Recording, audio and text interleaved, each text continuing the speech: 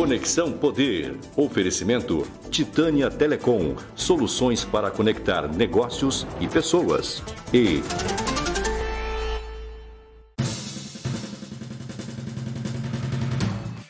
bom, estou começando o Conexão Poder mais uma vez, recebendo agora aqui o senador Wellington Fagundes, que é do PL, e o senador é vice-presidente da Frente Parlamentar em Defesa dos Municípios, está correto?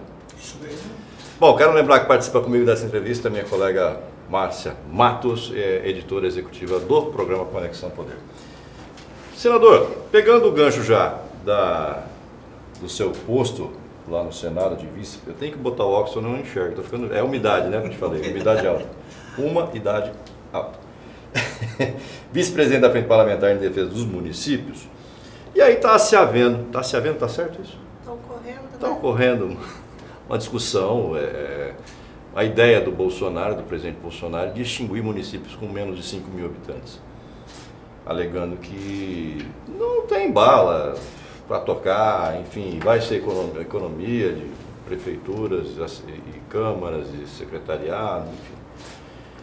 O senhor, como sendo vice-presidente dessa frente parlamentar, o senhor apoia essa decisão ou o senhor vê com ressalva extinguir municípios? Em Mato Grosso, pelo menos uns 30 devem acabar se for para frente esse projeto do presidente. Quero saudá-lo, André. Obrigado. E você, Márcia Matos. Matos. E a todos que nos assistem, né? Bom, primeiro eu quero dizer que eu sou um municipalista convicto. Desde o meu primeiro mandato, sempre trabalhei nas bases. Porque às vezes a imprensa, ou alguns criticam, né, que o parlamentar fica em Brasília 3, 4 dias por semana. Mas na verdade a melhor atividade e a mais importante é quando a gente está na base, conversando com o cidadão, indo nos municípios, nas localidades e ouvindo os anseios e as necessidades da comunidade. No Brasil a gente fala muito nas obras inacabadas, mas também os elefantes brancos, porque às vezes o administrador toma a decisão de fazer uma obra sem ouvir a comunidade, e não é aquilo às vezes que a comunidade quer. Então tudo, inclusive uma lei, quando a gente faz uma lei também sem ouvir a comunidade, sem ouvir a população, e eu sempre tenho dito que temos muitas leis no Brasil e muitas delas não são seguidas, porque não foi fruto de uma discussão. É tudo feito na base do achismo, né? Pois é. Eu acho que às vezes tem uma pressão e de repente se faz-se a lei por aquele momento, não se pensa com anos para frente, com perenidade, com muitos anos, né? Então, eu inclusive sou favorável à campanha do presidente Bolsonaro, que ele colocou muito claro lá, né? Menos Brasília, mais Brasil. Perfeito. Mais Brasil é exatamente o pacto federativo, ou seja, é valorizar quem está lá na quem está na base. Né? E aí, André, não interessa, ao meu ver, o tamanho do município. O cidadão que vive lá, ele tem o orgulho de viver na sua cidade, de defender a sua cidade. E às vezes, uma cidade pequena, você tem mais qualidade de vida do que a cidade grande. Uma cidade pequena tem menos problema social, é mais segura, as pessoas ali são mais parceiros, eles dividem às vezes até a fartura local. E eu dou um exemplo também, por exemplo, a questão da merenda escolar. Há pouco tempo, poucos anos atrás, era comprada em Brasília. Então, ao chegar lá na escola, às vezes o produto já chegava estragado. Quantas denúncias nós tivemos no passado? Ou não chegava, ou superfaturada. Sim. Né? Enquanto que aí nós mudamos a lei e hoje nós municipalizamos, mais do que isso, evoluiu a maioria das cidades para a escolarização, ou seja, a merenda escolar é comprada na escola. Então ali a associação de pais e mestres, os professores, as merendeiras, elas vão lá e compram com a fartura local, o preço mais ideal, a qualidade do produto, além de estar valorizando ali, porque a cesta básica que a gente tira a fome das grandes cidades é produzida principalmente pelo pequeno. Mato Grosso, nós temos o orgulho de ser o grande produtor hoje no Brasil, exportar soja, exportar milho, proteína, mas e o alimento que o brasileiro produz, come? Quem produz? É o pequeno. A geração de emprego hoje no Brasil se dá no pequeno, nas pequenas empresas, e nenhuma cidade nasce grande. É com pequeno comércio, um posto de gasolina, e ela vai desenvolvendo. Muitas conseguem, por exemplo, no caso Lucas do Rio Verde, tem um grande DH, né? Ainda não é uma grande cidade, né? Mas muitas cidades, às vezes, os prefeitos, a comunidade já tem preocupação. Eu me lembro quando o Primavera do Leste começou a fazer muita propaganda, crescendo, aí de repente o prefeito já começou a ter problemas sociais. Tá, né? assim, sem terra na beira da estrada lá, com o acampado. Sinop, passei por lá esses dias. Rica, né? Eu achei um crime. Primavera é uma cidade linda, linda. E rica, e está cheio de acampamento. Eu não sei se agora é acampamento. conseguimos fazer uma obra. Aqueles barracos lá, na beira da rodovia. Agora ali. conseguimos fazer uma obra lá, onde foi realocado as pessoas. Já foi tudo aplicado. Está muito bonito agora lá, viu? Mas eu muito passei lá tem 2 meses. É, isso mesmo. Tinha uns barracos agora. ali. Pode ser que tenha na hora que você sai da novo. cidade, assim, tem uns acampamentos bem na beira da BR ali. Mas pega a cidade como Sinop, é muito rica, mas tem problemas. Sinop já é uma Aí, cidade por grande. outro lado, nós temos cidades aqui como Poxoréu. A partir de Poxoréu foram criadas várias cidades. Rondonópolis, em Rondonópolis criou Pedra Preta, São José do Povo, e Primavera do Leste, e Poxoréu como a cidade-mãe, Santo Antônio, como a cidade-mãe ficou com a dívida ficou para a cidade-mãe, e ainda os problemas sociais do garimpo, então não se houve um trabalho para a recuperação. Além do que, por exemplo, Mato E Grosso... Poxoréu mesmo não vai para frente. Primavera foi, Rondonópolis tem muito mais foi. dificuldade, Tá, né? tá ali igual Dom Aquino, né, naquela região. Ficou com a dívida e os problemas vai. sociais. Então o prefeito, a gente tem procurado trabalhar, ajudar, mas claro que tem muito mais dificuldade que Primavera, do que Rondonópolis, né? Que já ficou recebe muito menos do FPM menos, também. proporcionalmente. Agora, Ainda, você vê cidades muito pequenas. Santo Antônio, fechou a prefeitura. Ainda nós temos o FPM, que a divisão desse bolo tributário, ele é proporcional ao tamanho, à população, mas também o índice de desenvolvimento humano, entendeu? Então isso equilibra. Mas nós temos outros aspectos, nós estamos falando só de Mato Grosso. Mato Grosso nós temos lá Rondolândia. Rondolândia, para nós irmos a Rondolândia, daqui da capital até Rondolândia, tem que ir em quase Rondônia. 1.000 quilômetros, tem que ir em Rondônia. E mais ainda, a cidade-mãe, que está a 400 quilômetros. É como Juara e Paranorte, né? Cidade conhecida. Só várias, chega de avião naquele lugar temos lá. várias situações como essa, mas eu vou levar mais uma situação. Um dos critérios é a cidade com menos de 5.000 habitantes e que essa cidade não consiga ter 10% da arrecadação própria do seu orçamento. Eu dei o exemplo de Juara e Paranorte, mas Paranorte é distrito de Juara. Quer dizer, como é que o prefeito... Quem é o prefeito de Juara hoje? Como é que o prefeito de Juara... não é Oscar Bezerra mais, né? Nem a mulher dele. Você vai saber se eu tive agora como prefeito, inclusive vai ser aniversário. Como é que é o nome dele? De Juara. Mas o senhor lembra o nome? Não me lembro agora. Tá vendo? O aniversário de Juara vai ser dia 14 agora. Só que assim, e como é que ele vai administrar Paranorte? A 200 quilômetros dali, tem uma estrada de terra que você vai no meio de uma floresta de árvore gigantesca para chegar e é picada, você leva 2 dias para chegar e são 200 quilômetros de distância. Como é que você leva saúde, educação e, enfim, serviço básico num distrito desses? Não leva. E na questão verdade é o inverso, devia virar município. Né? E na questão econômica, por exemplo, com esse critério dos 10%, a capital de Boa Vista não passaria. Claro que tem a questão de população também, mas Boa Vista não tem 10% de arrecadação do seu orçamento.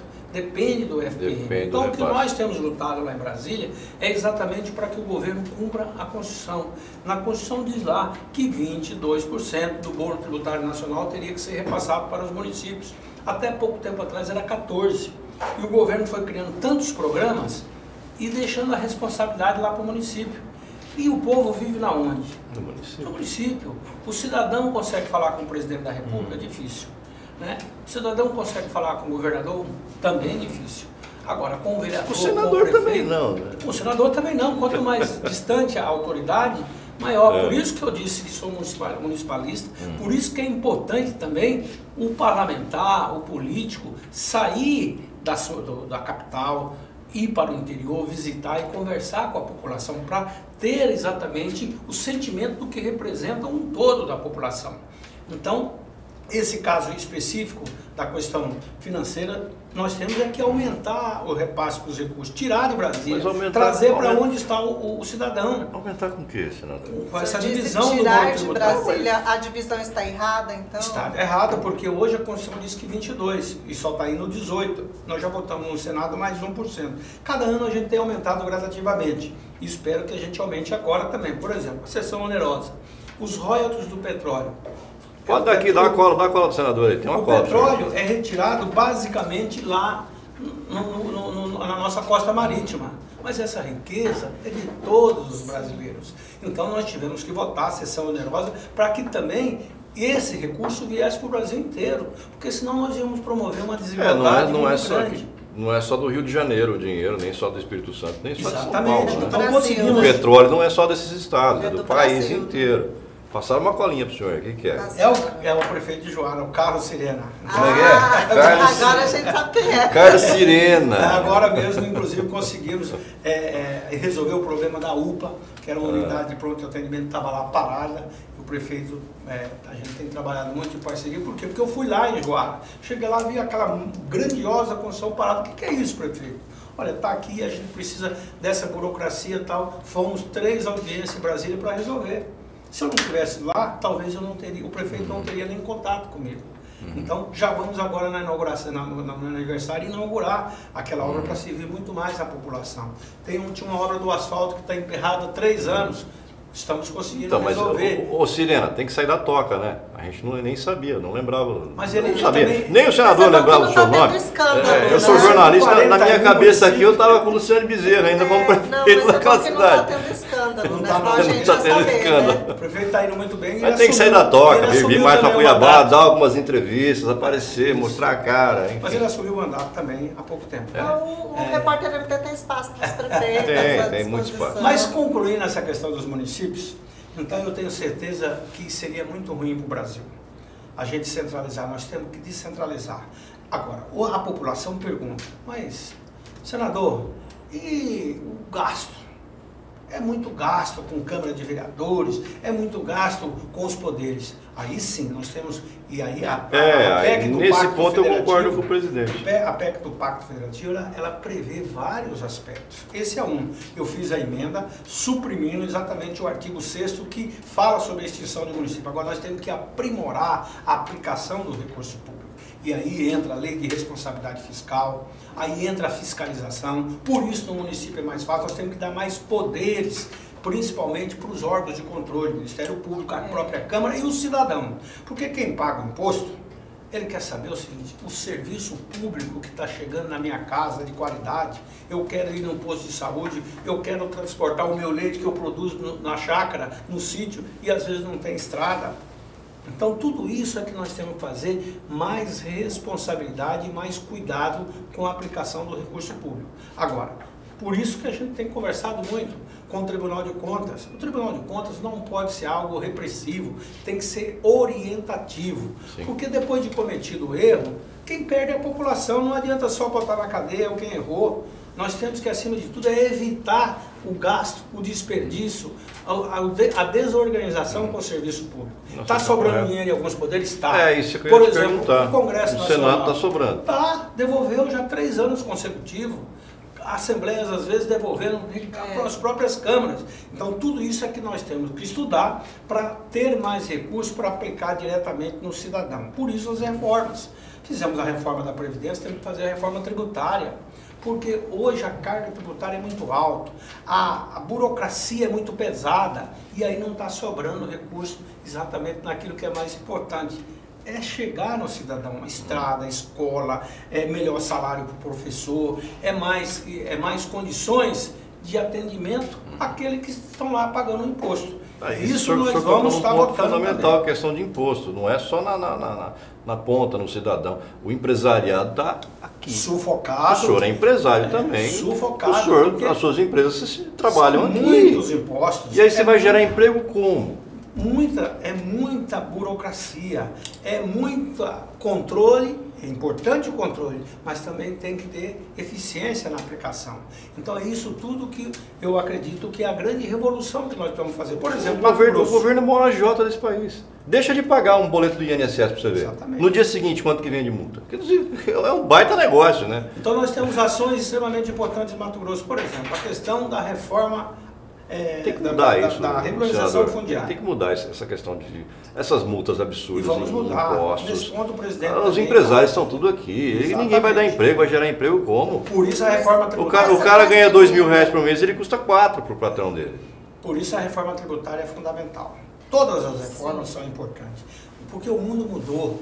tudo hoje é online, tudo está muito mais rápido, a questão da tudo justiça, a demora da justiça, tudo isso, principalmente a nossa nova geração, a juventude hoje, não quer ficar perdendo tempo em papel, já tem chip na cabeça. Muita coisa, por exemplo, a segunda instância, temos que votar, não temos que dar celeridade. Vamos chegar nesse ponto, e aí? Vamos chegar. Vamos lá? Concluir então o municipalismo. Conclua, como dizia Vamos o outro. concluir o municipalismo, gente. A base é o município. As pessoas vivem no município. A melhor forma de encontrar a solução é lá junto com a comunidade. Eu, por exemplo, na campanha, eu coloquei que nós tínhamos que escolarizar a educação. Isso foi até, virou meme, porque como se fosse uma palavra errada, muito pelo contrário, escolarizar a educação é exatamente trazer para dentro da escola a família.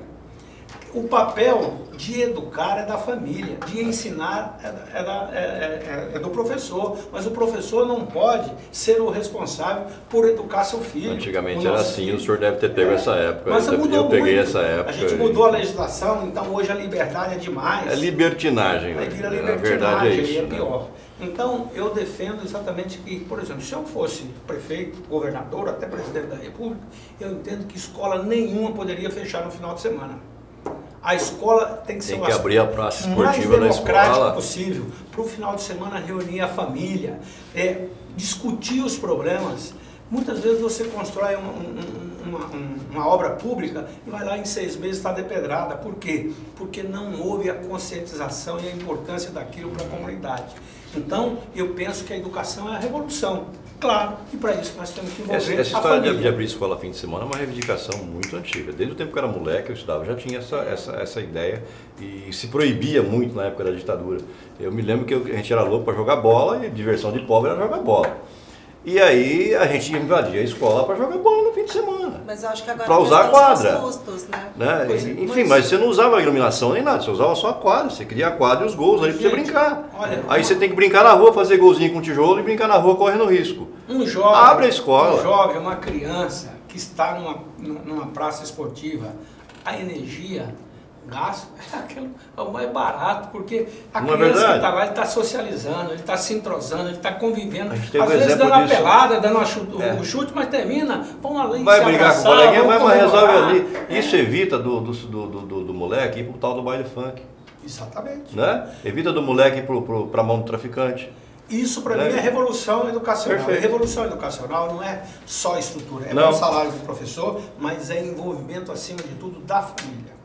A família estando envolvida, o processo educacional da criança é outro. Perfeito. Né? Então, essa eu penso que é a grande revolução. Olha, eu fui numa cidade no interior de Mato Grosso, bem no interior, numa comunidade rural. Foi uma coisa que me deixou bastante assim, feliz de ver. Cheguei lá à tarde, nós fomos inaugurar uma ponte. Era 3 horas aproximadamente, paramos na escola, numa pequena comunidade rural. Aí estava sendo servida a merenda escolar. Né? Lá no Mortão. Era uma merenda boa, não? Olha, rapaz, na hora que eu vi o pão de queijo, porque eu sou cozinheiro, adoro cozinhar, entendeu? Vi o pão de queijo amarelinho, né? Aí eu olhei aquilo, meus olhos brilharam, né? E eu, claro, também água na boca. Aí eu perguntei para a professora, mas por que tá amarelinho? Tem algum produto? Ela falou, não, é ovo caipira. Caipira, né? Aquela gema vermelha. E comi com queijo ali local, mas aquele não é toda escola que tem isso. Não, pois é, mas é isso, é uma comunidade rural lá. A gente vê escola aí servindo, escola do estado, escola dos municípios, servindo bolacha de água e sal com suco de groselha. E tem mais uma nessa escola aí, enquanto isso, o vagabundo na cadeia come bife, come ovo, come arroz, feijão, macarrão, lasanha, um monte de coisa. E nessa escola lá, para mim, foi uma experiência. E ainda uma bolacha, que eles serviram também, eu acho que foi uma das mais gostosas que eu comi. Uma bolacha com castanha do Pará, com algumas outras coisas, tudo feito lá. Perfeito. Entendeu? Um sabor inigualável. Está dando fome já. Vamos parar de falar de comida, senador. Mas é o processo exatamente para não levar as pessoas para a cadeia.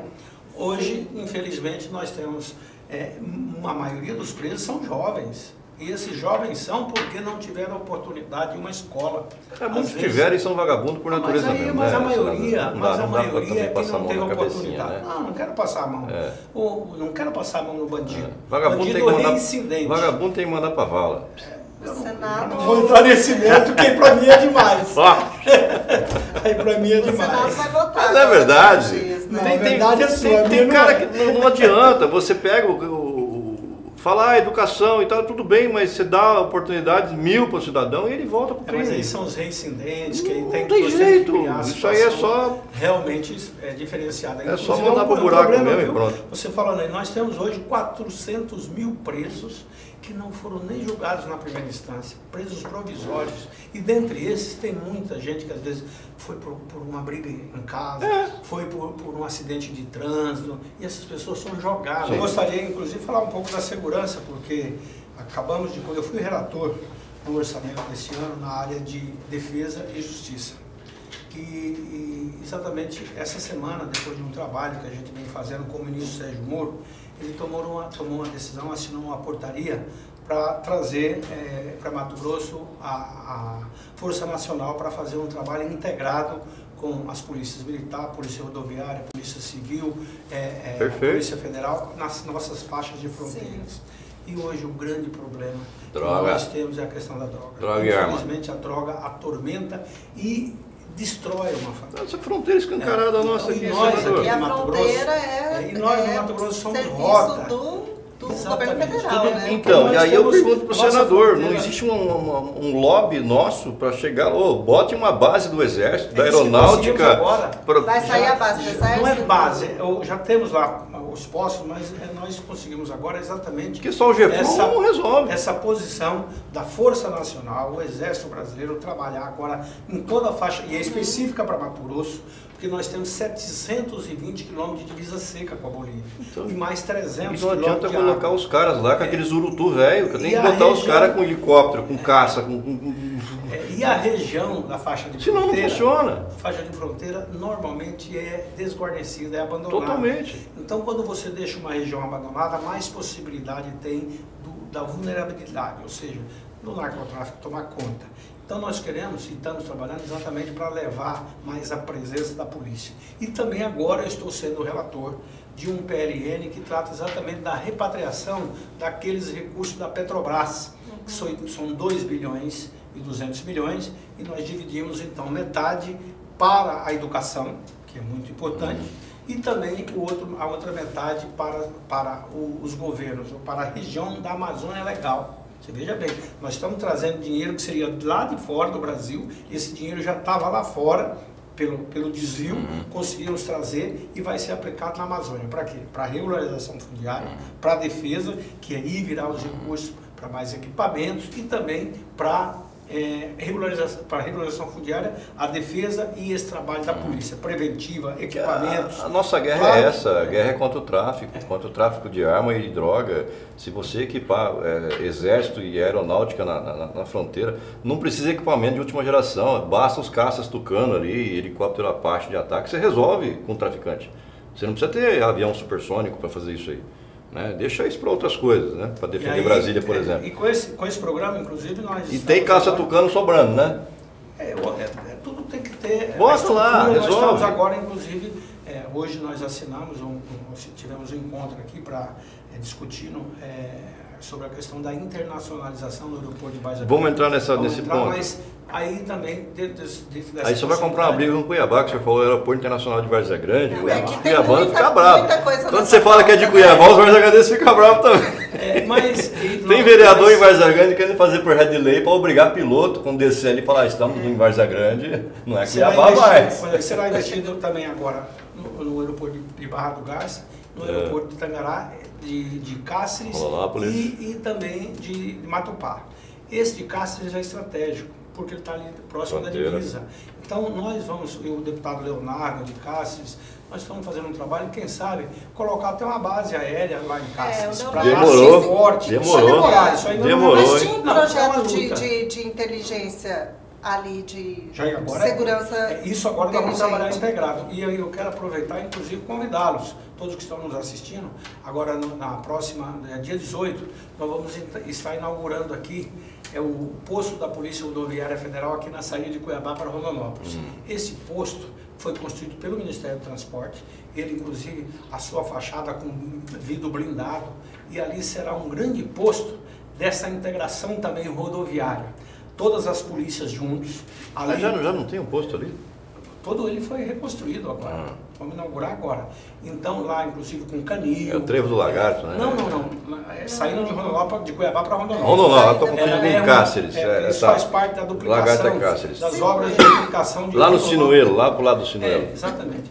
Na duplicação de Rondonópolis-Cuiabá, que já tem hoje mais de 80%. O número de acidentes era o maior índice de acidentes frontais do Brasil, agora já diminuiu muito, 80%. Né? Isso impacta na saúde. Eu fui para Rondonópolis de carro, é uma maravilha. Hoje você vai em 2 horas e nós vamos entregar, junto com essa inauguração, também mais um trecho que tem 2 pontes aqui, na chegada de Cuiabá também será entregue, liberado o tráfego. E esse posto... Tráfego é outra tráfego, coisa, liberou o tráfego, rapaz. O Kim Jong até riu ali, rapaz. O tráfego não vai estar liberado. E nesse posto lá, também o sistema de rádio comunicação integrado com a fibra ótica. Com isso, então, nós estamos trabalhando para que todas as rodovias federais possam utilizar desse sistema, que será importante para as polícias, mas além disso também as cidades, as comunidades vizinhas das BRs, todas também serão servidos de disponibilidade para a comunidade, para a internet, para todo o serviço de telecomunicação. Isso também vai promover um desenvolvimento grande, além de assegurar uma melhor segurança. Mas isso é um trabalho que está sendo implantado também agora. Então, eu acho que são boas notícias para Mato Grosso, principalmente nessa área de segurança e desenvolvimento econômico. Senador, que a geração de emprego é fundamental. Nessa área de segurança ainda, o Senado está para votar agora a questão do pacote anticrime, né? Que tem aí previsto até o aumento de pena máxima, tudo. O que passa, o senhor acha que passa e quando passa? Não, agora já foi votado na Câmara dos Deputados. Sim. Foi discutido muito na Câmara dos Deputados, audiências públicas, inclusive em parceria também com o Senado. Agora chega no Senado essa matéria, que foi uma proposição de várias autoridades, né, inclusive o ministro Sérgio Moro e tantas outras autoridades. Eu creio que no Senado não deverá ter muita modificação. Acredito que até nem deveremos fazer modificação. Eu penso que deveremos votar o mais rápido possível, até para ter uma nova normatização nessa regulamentação, na legislação da questão do crime. Combate ao crime organizado, crime do colarinho branco, enfim, várias situações que eu acho que são um aprimoramento muito grande. E essa questão da prisão em segunda instância, como é que está? A gente viu que recentemente a senadora Selma até colocou que a questão que está na Câmara, né, ela defendeu que a PEC que está na Câmara, ela não seria ideal. O ideal seria o projeto que está no Senado, ela não conseguiria aprovação. Ela diz que é inviável. Ela diz que é inviável e até seria uma manobra, segundo ela, para não ser aprovado. Como que o senhor avalia isso? Márcia, André. O problema é que às vezes se discute muito quem que é dono, quem que é o protagonista. Eu acho que o protagonista tem que ser o cidadão, aquele que está lá esperando uma legislação clara, uma legislação eficiente, que não seja postergada com tantas e tantas morosidades, recursos. Então o que o cidadão quer é isso, é uma justiça rápida para ser justa.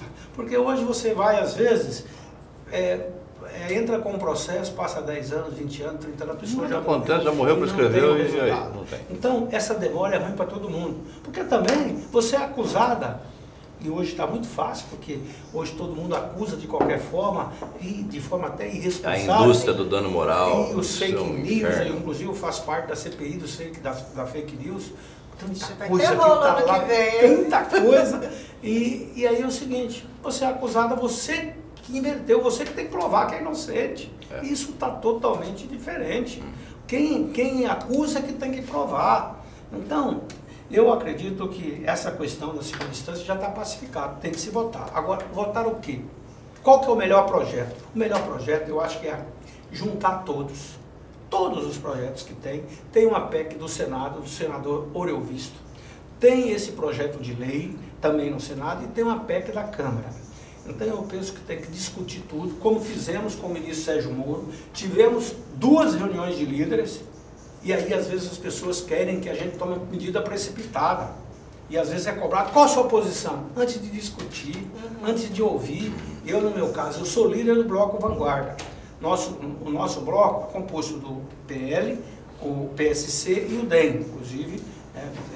Somos 9 senadores e eu não posso tomar uma posição só porque me pressionam. eu tenho que ouvir a todos. Como líder, eu não posso tomar uma medida precipitada. Claro que às vezes a gente pode até ter que voltar atrás. Eu acho que não é nada de errado você ter uma posição e ser convencido de mudar, mas a pior situação é você tomar medida precipitada. Então, após a primeira reunião, a segunda reunião com as lideranças, nós já temos uma posição. Temos que votar a segunda instância, o mais rápido possível, mas não no assodado. Porque a lei feita dessa forma normalmente tem imprecisão. O que a gente precisa ter é segurança jurídica, ter a certeza que aquilo vai valer e não vai ficar eternamente sendo postergado. Isso vale para tudo nesse país, né? Tudo. Você não tem segurança para nada. Esse é o grande As problema. regras mudam no meio do jogo. Por que os investidores, quando você vai lá fora, eles fogem por causa da segurança jurídica? Quem assina um contrato com um governo, ele está assinando com o governo. Não pode ser política de Estado. Está assinando com a instituição. Não pode ser política de governo, tem que ser política de Estado. Exato. Com a instituição, o governo. Não é o presidente fulano. Não, o presidente, o prefeito, o governante, ele, na democracia, ele é transitório mesmo, é transitório. Então nós temos que implantar política de Estado. Aquilo assinado tem que valer durante todo o contrato. Por que não se implanta isso, não se chega a esse consenso, não se resolve isso? Porque cada um quer ser dono da bola. Então, quem é o pai da criança? De novo isso. Esse é o problema. Então, por isso que a legislação, mais do que nunca, exige que a gente faça leis claras e de acordo com a modernidade. Porque também muita lei feita há 10, 20, 30 anos atrás está ultrapassada. Porque hoje nós temos aqui as mídias sociais, está tudo muito mais rápido. Eu faço parte da comissão Senado do Futuro. Essa comissão não é para discutir o futuro do Senado, as futuras gerações. E eu tive a oportunidade de ouvir uma palestra num congresso que nós tivemos no Chile, há 4 anos atrás. Lá eles mostraram tudo, aquilo que eu vi, achei que ia demorar uns 50 anos. Já está tudo. Tudo já está hoje, a internet, tudo funcionando. E o palestrante agora disse o seguinte, que o mundo vai evoluir em 5 anos, o que representa 200 anos para trás. É verdade. Então a criança de 5 anos hoje, daqui 5 anos... A informação que a criança tem, a carga de informação... será tudo muito diferente. E às vezes o processo demora o poder público para tomar as decisões. Então o processo legislativo também vai ter que ser mais rápido, mas tomar a coisa... Mas será que não é tão moroso assim o processo legislativo? Porque nós temos deputados demais. Não é. É porque 580... Porque o processo Os Estados Unidos tem 330 parlamentares?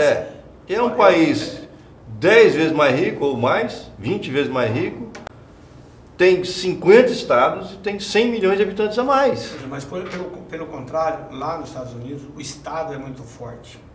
Lá, aqui também. Não, aqui, é um elefante. Não, aqui é o peso, lá lá é um Estado profissionalizado. O servidor público ele tem uma responsabilidade muito forte, muito maior, porque um servidor público lá, para ser demitido, também se cometer qualquer falha. Vai embora. É possível. Então a responsabilização... Aqui não, aqui o cara comete falha e tem progressão de carreira. Assim, ele tem aumentos de salários automáticos. Então, a situação nossa, mais do que nunca, nós temos que trazer essa segurança jurídica, e a segurança jurídica traz-se com responsabilização. Não tenho dúvida. Se eu quisesse polemizar com ele, ia falar assim, o senhor está querendo dizer que o servidor público não tem responsabilidade? Não, eu sou servidor público. Hoje eu sou servidor público.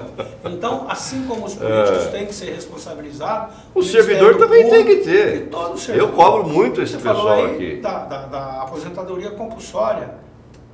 Que nada, tem que perder o emprego, não tem que aposentar. A aposentadoria compulsória é só para um setor. Só para juiz. Não é para o servidor. Só para juiz, né?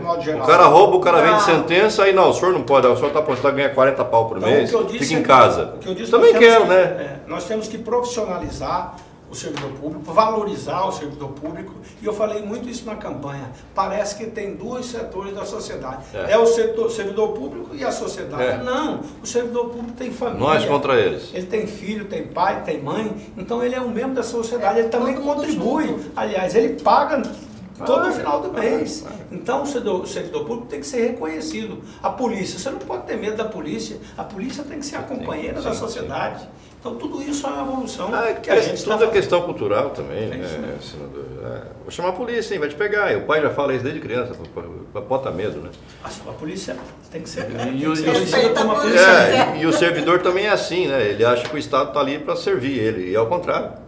Né? Você vê muitos, não são todos, mas muitos são assim, eles acham que o Estado vive em função deles. E não é ele que tem que viver em função do Estado. Senão não é servidor. O termo tem que ser outro, né? Teria que mudar.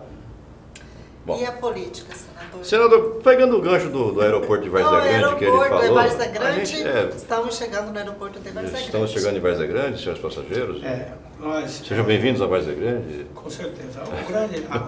O aeroporto de Várzea Grande, nós conseguimos, isso é um trabalho que venho fazendo há 4 anos, depois somado com a bancada, mostrar a viabilidade da concessão do aeroporto de Várzea Grande. Mas mais que isso, evoluímos. Foi o primeiro, a primeira concessão que foi feita em bloco. Então aqui foi Cuiabá, Rondonópolis, Sinop e Alta Floresta. Os 4 aeroportos serão então agora com a gestão privada. Já assume agora no final desse ano. Dia 30 agora assume o de Várzea Grande, Cuiabá. Os outros do interior já foram assumidos agora. Então no dia 30 eu acho que é um marco histórico e também porque nós estamos já na fase final da internacionalização. Já conseguimos aprovar o novo manual. Hoje nós podemos garantir para vocês que todas as medidas já foram tomadas. Com a Receita Federal, com a Polícia Federal, com o Ministério da Agricultura, com a Anvisa, que são órgãos todos que tem que ter ali dentro da administração. Eles mudaram a exigência, diminuíram ali e tal. Não precisa de uma sala de 200 metros, pode ser 30. Isso já tem 10 anos nessa conversa, exatamente. E assim, a gente fala em internacionalização, mas é um voo só para a Bolívia, gente. É um voo mas nós queremos Cruz de La Serra por enquanto. Então, os caras ficam fazendo um auê, não, tem que ter isso, tem que ter aquilo. Para quê? Mas aí pode vir o narcotráfico, aí tem outras coisas. Tudo bem, mas... Tem que ter o cuidado, né? Então, o aeroporto de Cuiabá é o 2º maior aeroporto em tamanho do Brasil. São 720 hectares. Então, é um aeroporto estratégico, nós estamos no centro da América do Sul. Então, esse aeroporto aqui pode ser transformado num grande aeroporto central. Inclusive numa base aérea também. Como diz aí a hub, né, que é a palavra americana. E aqui pode ser essa grande base de distribuição para o Mercosul, para integrar passageiro, a nossa cultura, mas também o comércio, que é fundamental. Então, o Mato Grosso está desenvolvendo muito. Para você ter uma ideia, a Sinop... Sorriso, Alta Floresta hoje já tem um número de passageiros muito grande. Né? É possível produzir também e ser exportado através dessas regiões. Rondonópolis, claro, que por termos uma obra muito importante, que é a duplicação da estrada, como está mais próximo, mas de qualquer forma vai desenvolver também. Então, todas essas obras são fundamentais. Eu falei aqui da ligação das estradas pela fibra ótica, pela radiocomunicação. Tudo isso é importante para a gente poder fazer a integração do desenvolvimento, da cultura, enfim, e daquilo que é mais importante, a geração de emprego. Bom, vamos falar de política? Sai quando? Hoje eu coloquei lá como prazo. Gente, nós temos que ter prazo. Janeiro. Então, Janeiro acabou, já vai estar voando para Santa Cruz de La Serra. Bolívia. Aí a questão das empresas, eu tive uma reunião... Já posso ir lá comprar umas mandinhas. Eu tive uma reunião com a Azul. A Azul é a empresa aérea que manifestou interesse. Que é a única. É a primeira que manifestou interesse. Ela já colocou lá uma bomba. Então a Azul deve começar a operar após esse processo. Então, janeiro é a conclusão do processo. Lá em Santa Cruz está tudo pronto da Azul já. Mas tem que concluir o processo e eu acredito que, inclusive, por exemplo, hoje a concessionária ela vai mudar a administração para dentro também do aeroporto, que ela lá fora. Tudo isso vai compor uma nova situação, melhorar o ar-condicionado, melhorar a estrutura de todos os aeroportos. Então, o prazo aí, eu acho que janeiro é o suficiente para resolver isso e aí provavelmente em março já teremos aqui o primeiro voo inaugural. Quem sabe antes. Perfeito. Bom, e lembrando que esse tipo de voo não precisa de passaporte, né? Basta... porque os países são integrados, tá? Precisa da identidade. Só a identidade você consegue entrar na Bolívia, na Argentina, no Paraguai, em todos os que compõem o chamado Mercosul, né? Enfim, você não vai carimbar seu passaporte, nego, esquece. Vamos lá. Vamos falar de política? O que vocês quiserem. Então, olha. Tá, você quer começar? Pode ir. O senador tem boas informações aí, que a gente está tentando tirar esse leite dessa pedra já tem alguns dias, né, André, que é com relação ao ex-ministro Blairo Maggi, que foi nosso ex-governador, e segundo fontes da coluna, né, ele já estava articulando, se ocorrer realmente essa cassação da senadora Selma, ele estaria articulando já teria o apoio das lideranças de Rondonópolis, principalmente de Rondonópolis, que é a base dele, a base do senhor, para estar nessa vaga, disputar essa vaga da Selma. Como é que está essa conversa? Bom, o Blairo é uma liderança consolidada, né? Foi governador, 2 mandatos, senador da República, ministro, então ele tem um histórico que o credencia para qualquer cargo. Ele resolveu, disse que não é candidato, mas claro, isso é uma decisão de foro íntimo do partido dele, porque para ser candidato tem que estar filiado. Além de ter que estar filiado, 6 meses antes, né? Então, o Blairo reúne essas condições, todas, políticas e tudo mais. Agora, a decisão é dele, com a família dele, né? Então, eu acredito que essa pergunta só ele pode responder. Ele tem dito que não é candidato. Mas o grupo político chegou a conversar. Ele fala que não é candidato, mas ele faz estradeiro, ele vai para o interior, ele vai para um monte de lugar, ele foi lá em Rondonópolis, falou com o senhor, falou com Medeiros, falou com a Dilto Saquete, teve uma articulação, depois ele saiu para fazer o estradeiro dele, tirou fotinho com o índio e tal, não sei o quê. Ô Blé, tá bom. Então ele que sabe. Vamos lá. Ele tem filiação partidária, tem tudo que pode ser candidato.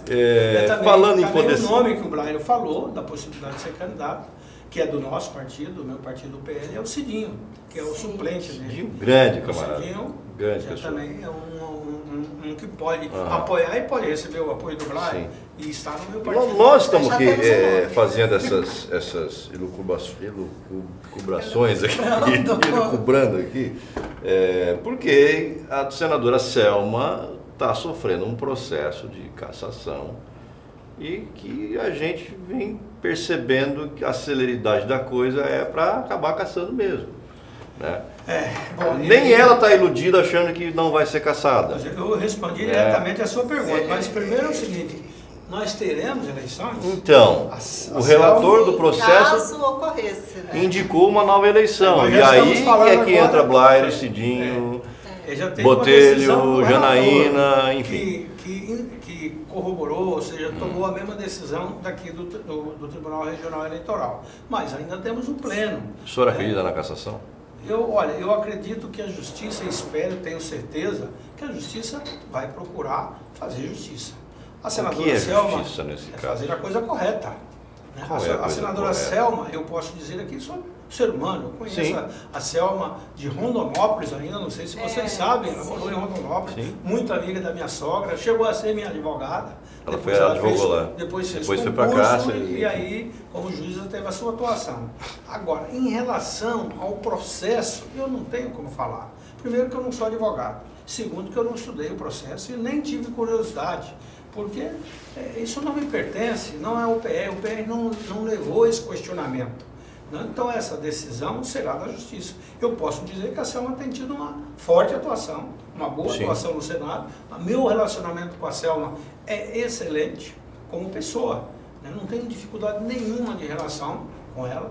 Inclusive dialogamos, não muito, né? Porque nossa atividade é muito corrida, mas eu sempre ao lado dela, ela sempre ao meu lado. O senhor é um apoiador da Selma para que ela continue, para que ela não seja caçada, enfim, o que o senhor pensa a respeito disso tudo? Eu gostaria que ela continuasse como senadora. Ela foi eleita para isso. O senhor manifestou publicamente no plenário do Senado dessa forma que eu estou dizendo. Agora, eu não posso questionar a Justiça. Não posso questionar. Eu já tive oportunidades, inclusive, de ser questionado na Justiça Eleitoral, de mover processo, de se receber processo. Normal, por exemplo. Contas, toda a campanha eleitoral, você tem que prestar conta, tem que ser analisado pela Justiça Eleitoral. Aliás, a campanha toda é analisada. E qual que é o papel do adversário? Às vezes é questionado. É normal, toda campanha majoritária tem os advogados. Olha, a Selma caiu no Marapuca. A gente não pode ser inocente de achar que isso aí foi só um erro dela? Armaram uma arapuca para cima dela? Isso mesmo. Bom, não é? Não, eu não vou entrar no mérito. Eu vou entrar aqui... Tá, mas e aí ela sendo caçada teria uma nova eleição?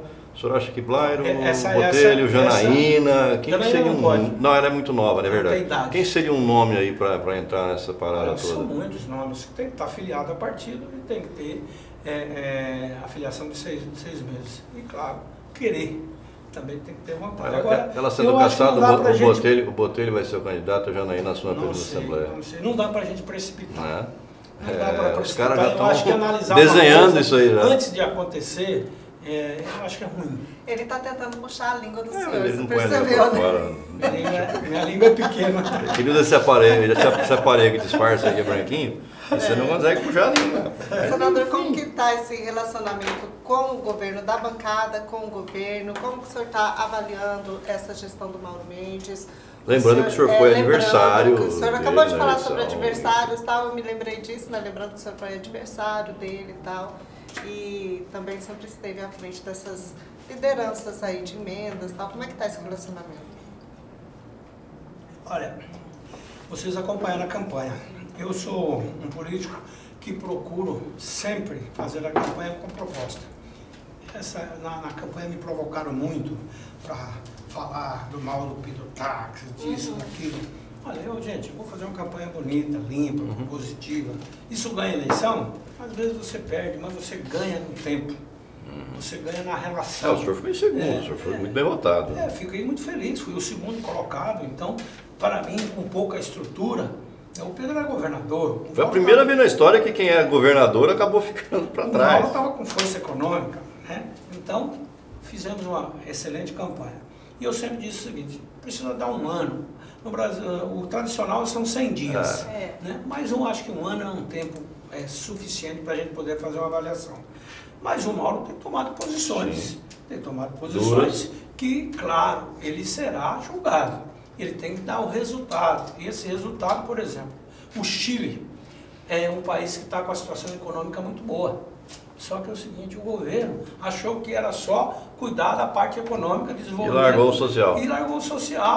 Está lá uma crise violenta. E aqui nós fizemos o contrário, fez só social e esqueceu da parte econômica. O governo Lula melhorou, foram 50 milhões, mas só que também isso não é suficiente. Então toda uma política tem que olhar de tudo, tem que olhar quem está lá precisando, por isso eu disse aqui, a regularização fundiária é muito importante no Mato Grosso. Por isso eu, como relator, estou trabalhando para que a gente faça isso. São mais de 80 mil propriedades no Mato Grosso, né, que as pessoas estão aí há 20, 30, 40 anos e não têm o seu documento. O chefe de família, o pai, a mãe, ele quer deixar a propriedade documentada, mas mais do que isso, ele precisa do documento para poder tomar o empréstimo, para poder produzir e gerar emprego. Então a maior revolução de Mato Grosso, eu penso que é exatamente a regularização fundiária. Revolução econômica e social. Então, se eu fosse governador, essa era a minha prioridade, né? Agora, o Mauro está fazendo as reformas também, e isso vai ser julgado. O setor público, o servidor, que mecanismos ele está criando e vai criar também para fazer com que o servidor público sinta-se também valorizado. Porque não pode só atacar o servidor público. Nós temos que respeitar e transformá-lo num grande agente de ajuda da administração, porque o governador é uma pessoa, uma equipe, para 4 anos. O servidor está ali por 20, 30 anos, às vezes 40 anos ou até mais. De 0 a 10, que nota o senhor daria para esse primeiro? Eu não vou dar nota, mas eu espero e acredito que o Mauro terá todas as condições de fazer um excelente governo. Um excelente governo. Ele tem visão, ele tem preparo, foi prefeito da capital, tem experiência. E eu fui candidato porque eu tinha certeza que eu seria um bom governador. E por quê? Porque Mato Grosso oferece essas condições. Olha, nós estamos crescendo 4,7%. E não é só este ano, todos os últimos anos, 15 anos, Mato Grosso continua crescendo. É o único estado do Brasil que tem essa grande oportunidade. Nós temos só 3 milhões e meio de habitantes. Tem tudo para fazer. Tudo para desenvolver. E ainda o mundo está ávido por comida. Sim. Então o Mato Grosso, nós precisamos de lutar para a infraestrutura. Por isso que às vezes inclusive eu faço aqui uma crítica a vocês da imprensa de Cuiabá. Essa obra da duplicação de Cuiabá, Rondonópolis, Cuiabá, e na verdade até a divisa de Mato Grosso do Sul, até Sinop, essa é a obra mais importante para cuidar da vida das pessoas. Porque Sim. isso salva vidas, isso tem um A impacto gente já não na vê saúde, tanta morte promove mais. o desenvolvimento, mas assim, me parece, Rondonópolis só se fala nisso. Aí você vem em Cuiabá, parece que isso não é tão importante, porque a cidade é grande demais, né? Então, às vezes, se esquece que uma obra começa, a pessoa, mas eu não como asfalto.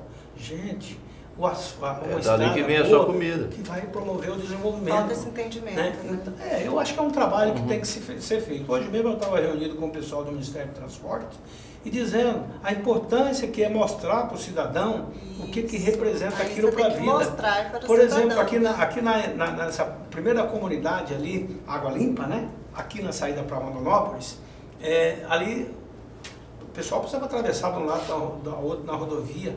E estava morrendo gente, construímos uma passarela. Ah, mas é uma passarela muito cara. Mas com a vida não tem preço. A gente tem que cuidar da vida das pessoas, né?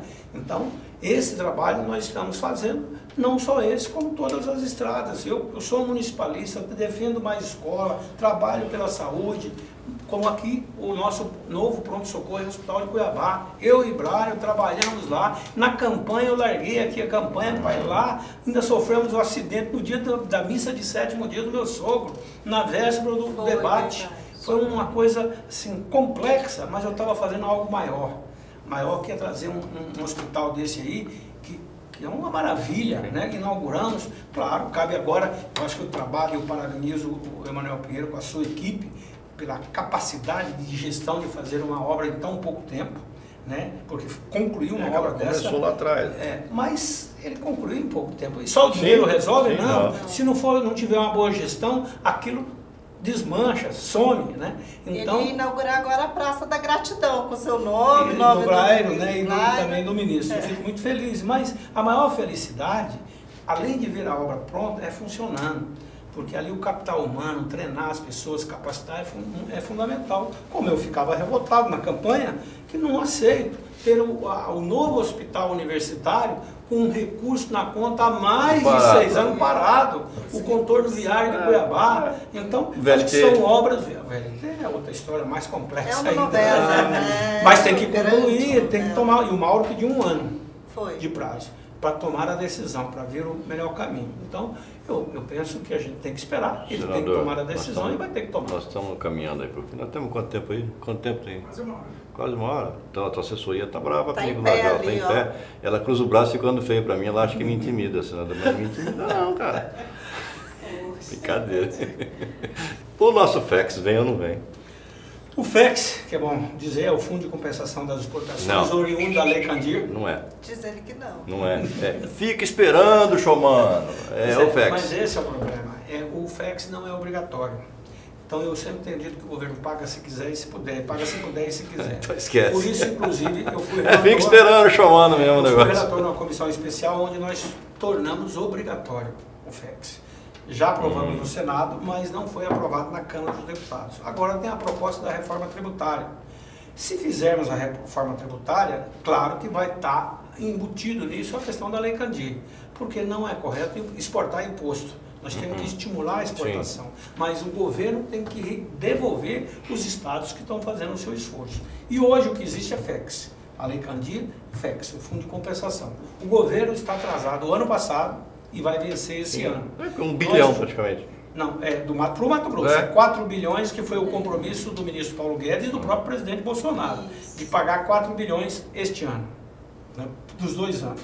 Se ele pagar isso, vem quase 1 bilhão para Mato Grosso. Sim. E Mato Grosso porque é o que mais recebe. Então, por isso é muito importante para Mato É um Grosso. VLT praticamente, E é um cara, 1 trabalho bilhão. que a gente tem feito, e agora somado, eu tenho procuração aqui do senador Jaime Campos, que ele é do meu bloco, né, eu tenho a honra de ser líder do bloco, e ele, assim, a gente tem trabalhado junto, e várias audiências, fizemos inclusive uma reunião lá no nosso bloco, onde o Paulo Guedes foi lá, fez o A compromisso. pressão está sendo feita. Pressão muito grande. Manda aí a E caneca, toda a manda aqui, bancada, ó. o Neri Geller, Pode entrar no quadro aí, o líder não tem da problema. bancada também tem feito esse trabalho com toda a bancada federal, os deputados, a senadora Selma também.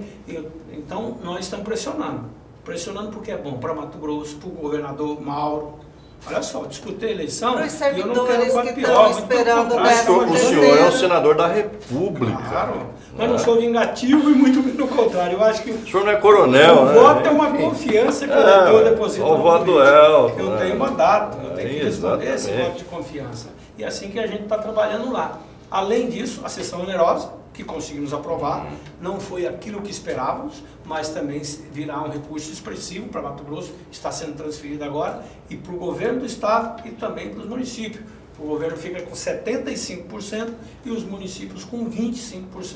Então isso também é muito importante, principalmente agora no final do ano, para que cada um possa fechar as contas, cumprir a lei de responsabilidade fiscal, pagar o 13º, tudo isso ajuda muito no equilíbrio. A grande arte do governante é saber priorizar as coisas, né? Então tem que saber dividir, né? Porque não adianta um governante falar, eu sou bom nisso. Não. Por exemplo, nós tivemos no passado, o Glória foi um grande governador nessa área da produção, de construir estradas. Mas desenvolver e abrir estrada, ele falava. Mas hoje o pequeno produtor, por isso eu falei da regularização fundiária, o pequeno produtor no Mato Grosso já vem há 3, 4 governos muito abandonado. E nós temos que reverter isso. E nós temos que apoiar a pequena produção. Nós temos que apoiar quem está lá na roça produzindo leite, produzindo queijo, produzindo a fartura da cidade. Por isso, inclusive, aloquei recursos agora. Nós vamos fazer uma grande reforma no mercado do Porto. Exatamente para valorizar o pequeno. Né? O governador resolveu extinguir o SEASA aqui porque talvez o local estava inadequado, mas nós temos que criar, lá em Rondonópolis, olha, lá em Rondonópolis eu consegui um recurso para construir o primeiro centro de apoio da agricultura familiar do Brasil. Veio o recurso, essa obra está parada há vários anos. Por quê? Ao lado da universidade, porque aí cabe ao administrador. Bota pressão, senador. Pois é, mas está ao lado da universidade. Se não fosse a universidade ali... Bota pressão no Zé do Pátio lá, falou, Zé, pedala, pedala, Zé. Cobrado. Pedala. Passou o prefeito Percival, passou o Saquete. prefeito Saquete, está lá a obra aí. O Zé do Pátio. Ô Zé do Pátio, abre o pátio aí, nego. Não é, dona Marta? Então cada obra Senador, inacabada... parabéns pela sua visão nesse ponto, porque grande parte dos políticos que sentam aqui, onde o senhor está, só fala de agronegócio. Porque o agronegócio. Ninguém fala do pequeno produtor como o senhor falou. Parabéns pela sua visão. Reconhecendo o papel dos grandes também. Né? Sim, mas o grande é a minoria. Sim, mas é um atendimento social, né? A gente fala erroneamente, né? A minoria nada, é a maioria esse pessoal. Né? O negro, a minoria. O negro não é minoria, o negro é a maioria. Né? Tem que mudar essa concepção. O pequeno produtor é a maioria, ele não é a minoria. Claro, né? é a maioria. Então, a minoria é o grande produtor, é o agronegócio, são os barões, aí, enfim. Mas parabéns aí pela sua visão. Gente, obrigado. Acabou aí, Kim? Deu mais de 1 hora já de entrevista? Já. O senhor tem compromisso, né, senador? Nós também temos. Tira o pé da minha janta, cara. Acho que já trancaram o prédio. Pô, tira o pé da minha janta, tá ok? Ó. Ele falaria assim pra você. Pô, dá um presente pro senador, Márcia. Você... Essa é um presente da nossa caneca. Se eu colocar lá no seu gabinete. Essa caneca que está dentro da caneca. Essa caneca aí. Isso. Tira a foto do Kim Jong. Faz uma pose aí, senador, para ele mostrar a caneca. Se o senhor quiser abrir a caneca para o povo ver que tem uma caneca dentro, porque as pessoas falam, não, isso é fake, é só a caixinha, não tem a caneca igual essa aqui lá dentro. Então vamos provar que tá dando briga essas canecas. Tá dando briga essas canecas aí, rapaz. Tá faltando já caneca. Tá faltando caneca. Não vem se mandar fazer caneca, rapaz. Mas eu quero agradecer, Márcia, a você e o André, que já estamos praticamente finalizando o ano. Isso. E no balanço geral, eu sou um homem que tem fé, acredito. Vivemos um momento diferente no mundo, um governo diferente, claro. Bem diferente, Bem né? diferente. Diferentão. Mas eu acredito que o próprio Bolsonaro está amadurecendo, ele já mudou um pouco essa relação. Espero que ele faça um excelente governo. Eu também. E que estou lá trabalhando para ajudá-lo. Da mesma forma aqui que o Mauro seja um excelente governador, né? E vou fazer tudo para ajudá-lo, na minha responsabilidade como parlamentar. Perfeito. Da mesma forma que tenho trabalhado no municipalismo, entendeu? O Manuel eu acho que está fazendo um bom trabalho. Um bom trabalho. Você acha que o HMC é um divisor de águas na gestão dele? Um governo que está presente. Eu acho que esse é grande. Eu lembro da posse do Manuel, que ele falou, eu sou político, e quero fazer um governo próximo com a ajuda dos políticos e próximo da sociedade. Eu acho que ele está alcançando muito bem, com desafios como foi o pronto-socorro. Mas não só o pronto-socorro, por exemplo, obra pequena, centro, os pontos de ônibus, aquele ponto de ônibus na Praça Lencastre, ali era um lixo. Transformou o visual da cidade. Transformou. Né? E outra, o que é aquilo? É para atender o cidadão, a pessoa que anda de ônibus, né? Vai lá, tem conforto. E assim eu acho que o prefeito tem que ter cuidado. O prefeito é a maior autoridade do município. A grande crítica em relação ao VLT, inclusive eu disse isso, Mauro, você foi relapso, você foi omisso. Deixou nas costas do governo. Então, o grande erro do VLT foi que foi uma obra não discutida com a Prefeitura de Cuiabá e Várzea Grande. Verdade. Aí rasgou a cidade, virou essa situação. Aí o Mauro falou, não vai andar um metro, e realmente não andou, ele era prefeito ainda. Ele falou que esse programa, inclusive. Pois é, mas é uma obra importante. E hoje não tem, ao meu ver, praticamente como voltar atrás. Então, gente, encerrando o programa, vamos encerrar. Podemos discutir VLT e outras obras. VLT, né? Não vai ter. Pronto. Vai ter, não vai ter. Vai ter que ter. Vai ter que ter. Vai ter que ter, porque se o governo quiser mudar a matriz, terá que devolver mais de 1 bilhão. Bom trocadilho. Então vai ter que ter. Boa, essa é boa. E a população espera. Todo transporte de massa tem que ser subsidiado. E isso é importante para quem mora no interior também, porque nós queremos a capital bem. A capital é um orgulho de todos nós. Quem mora lá no interior tem o orgulho de dizer, olha, a nossa capital Cuiabá. Por isso que eu disse que a cidade pequena é importante também. Lá tem VLT, nós não temos nada, mas lá eles têm. Quando vai lá em outro estado, falar Cuiabá, leva as fotos. Aliás, Campo Grande inaugurou uma obra muito bonita lá agora, que foi a recuperação, toda a reurbanização da Avenida 14 de Julho, que eu sou estudante, fiz agora 40 anos, tivemos lá em Campo Grande, na formatura de 40 anos da Universidade Federal e, coincidentemente, também 40 anos da UFMS. E lá eu pude ver uma obra que eu tive a oportunidade de participar como senador da República. Eu fui relator desse recurso de investimento externo, e junto com o senador Pedro Chaves, que estava trabalhando, o Nelson Trade, que era prefeito, hoje é senador, e consegui aprovar isso no Senado. Hoje vai lá, que obra linda. Eu quero até um dia, trazer aqui para o prefeito Emanuel, para os prefeitos, que transformou a grande avenida na cidade.